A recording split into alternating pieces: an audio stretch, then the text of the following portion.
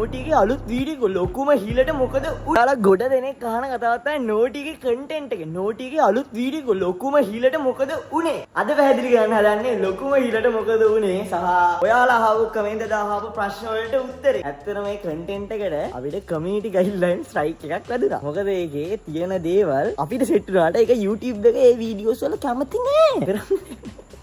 අපිට සෙට් වුණාට YouTube එක කැමති නෑ මේ වීඩියෝ එකට. එම නිසා එම වීඩියෝව කමියුනිටි ගයිඩ්ලයින් ස්ට්‍රයික් එකක් විදියට වැදුනා අපිට. ඉතින් එන්නේ ඒ නිසා ඒ වීඩියෝ එක රිමූව් වුණා. ඇත්තම ඉවත් එමේ ඒ කන්ටෙන්ට් එක පැය 24 නෙමෙයි පැය 22ට views 2,33,000ක් වගේ views ගියා. ඒ කියන්නේ අපේ තිබ්බ රෑන්කින් නම්බර් 1 ගියපු වීඩියෝ එකක්. ඒ වීඩියෝ එක ගැලවුණා YouTube එකේම පොලිසි ටීම් එකකට. ඇත්තටම ඒක අපේ වැරද්දක්. මොකද අපි හිතුවේ නෑ ඒකට වදී කියලා. ඇත්තටම පොඩ අප්ඩේට් එකක් හිටියා. ඒකට වදී කියලා හිතුවේ නෑ. ඉතින් ඒකටත් වැදුනා. එම නිසා එම වීඩියෝ එක අර මුලින් බලපු ලක්ෂ 2කට විතරයි බලන්න chance එක හම්බෙන්නේ. ඒ clips ටිකක් share වෙනවා. ඒ clips remove වෙනවා. ඔයාලට ඒකට පුළුවන්. ඔයාලා පොඩි hint එකක් දෙන්නම්. අපේ Noti channel එකේ දාලා තියෙන most views ගියපු වීඩියෝ එකක part 2 තමයි ඔයාලට බලා ගන්න පුළුවන්. ඒ අලුත් වීඩියෝ එක. ඒක බොහෝ දුරට පළවෙනිද වගේ වැටෙයි. අනිවාර්යෙන් අප්ඩේට් එකේ ඉන්න. ඔයාලා අප්ඩේට් එකේ ඉන්න. ඔයාලා බැලුවා මොකද content එකට උනේ අරකයි මේකයි ඔක්කොම ටික.